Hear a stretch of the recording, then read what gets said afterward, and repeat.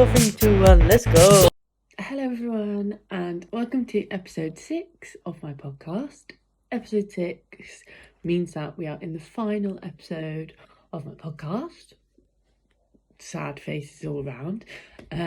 If you have watched every episode up till now, thank you so much. If this is your first time, welcome.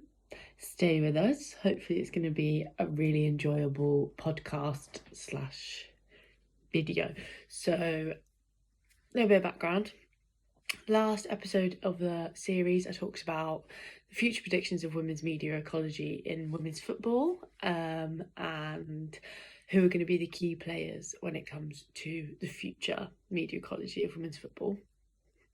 So yeah, let's get straight into today's episode. We are going to be talking about same as last time, but different.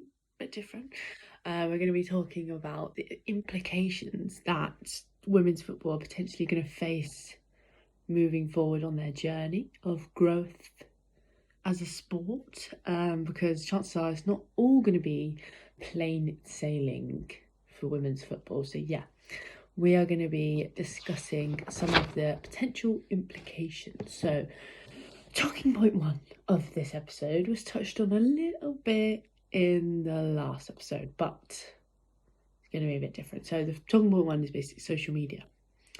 So social media is probably going to have its implications, even though it's great, probably going to have some implications with it. So with convergence culture of today, social media is constantly evolving and adapting with us. So constantly changing, and recent developments have meant that social media enables two-way communications, and also it enables you to spread content. So spreadable media is now available across most social media platforms that we have today. And while this is great for the growth and visibility of women's football in the media space, it can also come with some negativities. Much like a double-edged sword, social media, it can allow users to comment negativity on content, and this is not something that I think no one is shy of seeing this. But as mentioned in EA's iconic campaign in 2022, I don't know if anyone saw this campaign. You probably did if you are in the UK, but anyway, in their campaign it was called It's Not Her Problem. It was basically a campaign against sexist hate online, and while the majority of people were showing support for the women's football, the Lionesses, during the Euro 2022, there were a small minority of people, and I quote this when I say, they were trying to denounce and discredit the women's game. And the campaign, titled It's Not Her Problem, suggested that it's our problem to tackle online hate.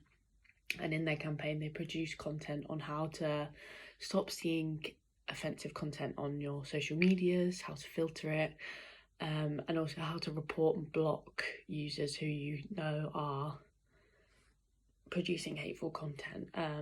So this is a potential implication, and there is a question: is it only going to get worse as the game grows? Unfortunately, I do think this is going to be an implication that the women's game faces. It also could be harmful to the image of women's football if it's not continually controlled, confronted and monitored. So campaigns like EE's one is a great way of tackling the problem head on. But in the future there's going to have to be other things, potentially harsher restrictions from the actual social media bodies themselves, platforms themselves, but who knows? It's hard to tell what direction that's going to go in, but that is potentially one of the big implications that women's football are going to face. So there's talking point 1. Talking point 2, moving on, is corruption. Now, I say the word corruption, I guarantee everyone is thinking of their own examples of corruption in football. I'm saying nothing. But I promise it does link to media transformations as well. So going back to something that was discussed earlier on in the podcast series, in the blog series, was that triangle of media, sport and sponsorship. Now, as we see broadcast media increase, more and more sponsors are going to want to pump their money into sport, and as the games will be attracting sponsors, this money will go a long way, especially in women's football. So in the development of clubs, we're going to see benefits from sponsors' money, etc. However, who these sponsors are is probably going to play a large part in women's football and the image of it, etc. So we all know that you have the marketing of sport and the marketing through sport, and it's the marketing through sport that we could see potential implications arise, and potential harmful. So if they've got betting and gambling sponsors, that could potentially be harmful to, in many ways, to the consumers of the sport, and it could reflect on the image of the sport. So who the women's clubs are picking as their sponsors going forward, because guaranteed they're going to have a growing interest from sponsors. So who they are definitely needs to be something that are considered by the women's clubs. So similarly, on the same path of this, another implication that the women's game could face is competitive balance. So as I've just said, money goes a long way in any football club, but competitive balance in the men's game has massively decreased over the years, and money sponsorship plays a massive part in this. So we all know examples, we've seen examples of clubs getting a load of money pumped into them, and then suddenly they start really improving performances, etc., and getting new players in, blah blah blah. So as the media attention increases and new audiences are attracted to the sport, this is kind of a defining moment for the sport, and we will see whether or not this can be tackled. It's hard to say how it can be tackled, because it's kind of inevitable that more money is going to come into women's football. So whether or not this means that the competitive balance goes out the window, we shall see. This is all potential. We're all talking about maybes here. But another perk of women's football is that fans can interact with the players after games. This is a nice personal element of supporting a women's team, and it's great for women's football. But as audiences increase, is this an element that they can keep in the game? Especially as we see new ways of consuming football coming in. So we have that virtual reality potentially coming over as a way of consuming football.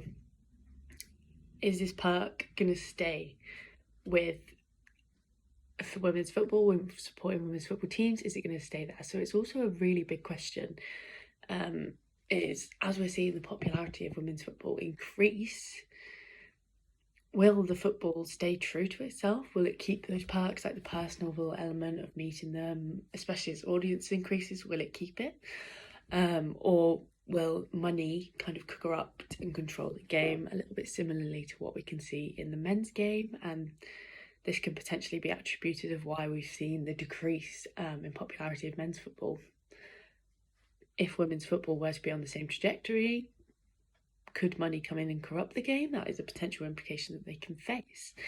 I could probably talk about this because it's a topic that interests me for ages. However, I have rambled on for nearly 9 minutes now, so I have to draw a close to this podcast series.